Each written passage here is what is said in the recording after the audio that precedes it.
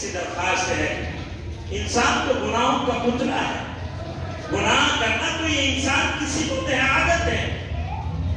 انسان گناہ نہیں کرے گا، انسان سے گناہ نہیں ہوگا تو پھر کیا فرشتوں سے گناہ ہوں گے؟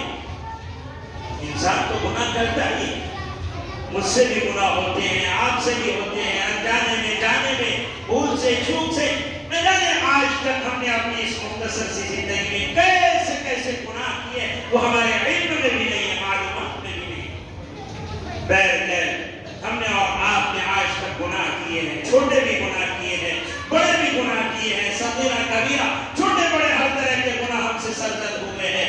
لیکن بھائیوں بزرگوں نوجوانوں آپ کو معلوم ہے اللہ کو وہ بندہ سب سے زیادہ محبوب اور پسندیدہ ہے جو گناہ کرتا ہے اور پھر گناہ کرنے کے بعد اپنے کیے ہوئے گناہوں سے نادم و شرمندہ ہو کر رو دھو کر آنسو کے چند قطرات بہا کر اللہ سے سچی توبہ کر لیتا ہے، اللہ کو راضی کرنے اور منانے کی کوشش کرتا ہے۔ اللہ کو ایسا بندہ بہت محبوب اور پسند ہے، یہ اللہ کو بہت محبوب ہے۔ توبہ کے تعلق سے ایک دین کی بات جو آج تک میں نے آپ کو نہیں بتایا ہے، میں آج بتا دیتا ہوں۔ ہم سب توبہ ضرور کریں گے انشاءاللہ۔ کہیے ایک مرتبہ یا اللہ میری توبہ، یا اللہ میری توبہ۔ توبہ کے تعلق سے 3 باتوں کا ضرور خیال رکھیں۔ سب سے پہلی بات، ہم سے جو خطائیں ہوتی ہیں، جو غلطیاں ہوتی ہیں، جو گناہ ہوتے ہیں، ہم جب توبہ کریں تو توبہ کرتے وقت نادم شرمندہ ہو کر، جب کسی طرح ہم سے کوئی خطا غلطی ہو جاتی ہے، ہم کسی کے سامنے پیش ہوتے ہیں تو کس طرح شرمندہ ہو جاتے ہیں، اسی طرح اللہ کے حضور جب حاضر ہو اور توبہ کے ارادے سے نیت سے حاضر ہو اور توبہ کرنے کا ارادہ ہو تو بالکل نادم و شرمندہ ہو کر توبہ کریں۔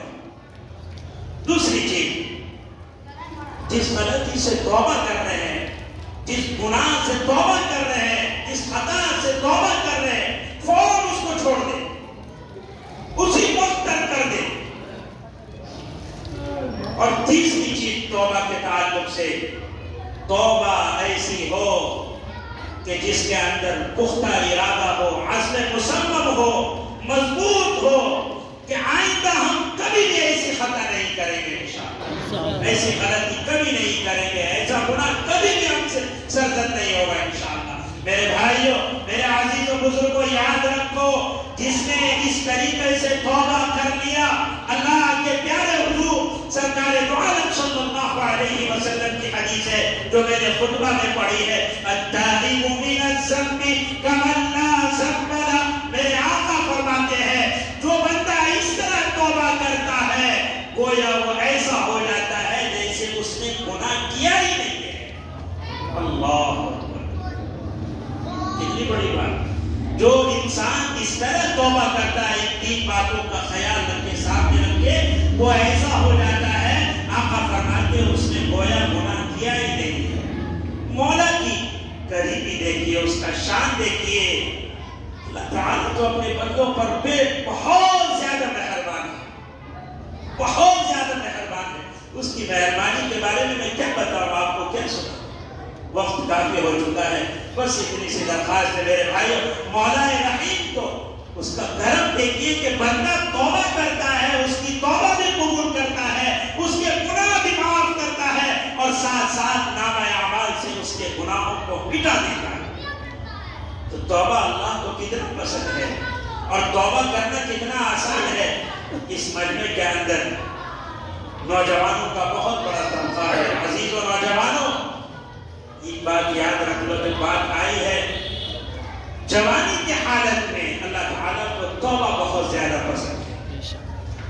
جوانی کے عالم میں توبہ اللہ کو بہت پسند ہے، اور جوانی کے عالم میں توبہ کرنا، جانتے ہو میرے عزیز نوجوانوں، یہ پیغمبر اور نبیوں کی صفت اور سنت ہے۔ ورنہ تو بڑھاپے میں جا کر ساری بھیڑیا بھی متقی اور پرہیزگار سادہ بن جاتا ہے، سیدھا بن جاتا ہے۔ جب منہ میں دانت نہیں ہوں گے، پیٹ میں آنکھ نہیں ہوگا تو کیا وہ ظلم کرے گا؟ تو بڑھاپے کی عمر میں جا کر توبہ کرنا یہ کوئی کمال کی بات نہیں ہے۔ بڑھاپے میں تو سب توبہ کر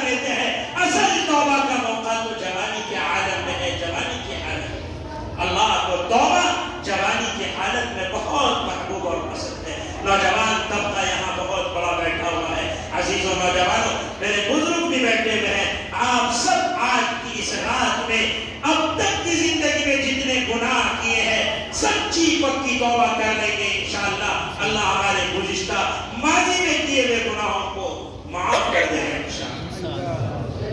اس رات میں خوب تلاوت کریں گے، خوب نمازیں پڑھیں گے۔ ایک بات یاد رکھ لیجیے، اللہ کے حضور صلی اللہ علیہ وسلم سے کوئی خاص عمل اس رات میں ثابت نہیں ہے،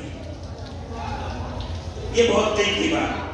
پیارے نبی سے کوئی خاص عمل یا کوئی خاص عبادت اس رات میں ثابت نہیں۔ بہت سارے حضرات نفل نماز کی نیت باندھتے ہیں اور ان کا ارادہ یہ ہوتا ہے کہ پہلی رکعت میں سورہ فاتحہ پڑھنے کے بعد اس سورت کو اتنا مرتبہ پڑھیں، دوسری رکعت میں اس سورت کو اتنا مرتبہ پڑھیں گے۔ آج بھی بہت سارے حضرات نے ہم سے سوال کیا، کیا یہ صحیح ہے؟ بالکل غلط ہے۔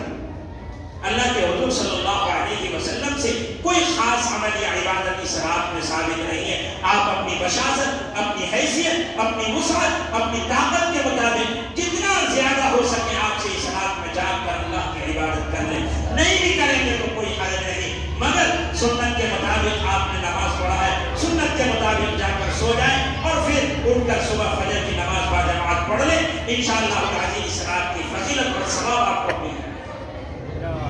ہاں ایک بات یاد رکھیں، یہ رات حلوے والی رات نہیں ہے، یہ رات حلوے والی رات نہیں ہے، پراٹھے والی رات نہیں ہے، یہ رات نوجوانوں مٹر گشت والی رات نہیں ہے، چوک چوراہوں پر گھومنے والی رات نہیں ہے، ہوٹلوں کی زینت بننے والی رات نہیں ہے، ٹھیلوں کے سامنے کھڑے ہو کر مشروبات استعمال کرنے والی رات نہیں ہے، کپاشٹی کرنے والی رات نہیں ہے۔ یہ رات نوجوانوں اللہ کو اپنے روٹھے ہوئے رب کو راضی کرنے اور منانے والی رات ہے۔ مناؤ گے؟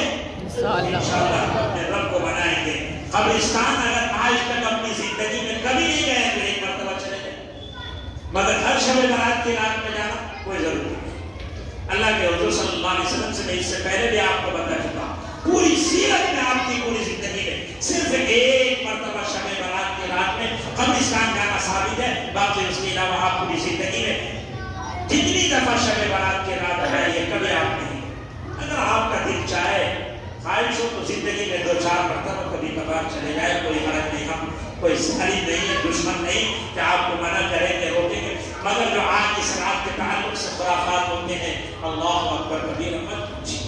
مرد عورتوں کا ایک بہت بڑا اجتماع مجمع قبرستانوں میں جا رہا ہے، قبروں پر چادریں چڑھا رہے، پھول چڑھا رہے، مالے چڑھا رہے اور نہ جانے کیا کیا شرک و بدعت والے خرافات ہو رہے ہیں۔ اللہ رب العزت والجلال ان تمام خرافات سے، بدعات سے، شرک سے ہم تمام امت مسلمہ کی حفاظت فرمائے۔ اپنے لیے بھی دعا کرے، اپنے مرحومین ہم میں سے جن کے والدین ماں باپ اس مجمع کے اندر کتنے ایسے لوگ ہوں گے جن کے والدین ماں باپ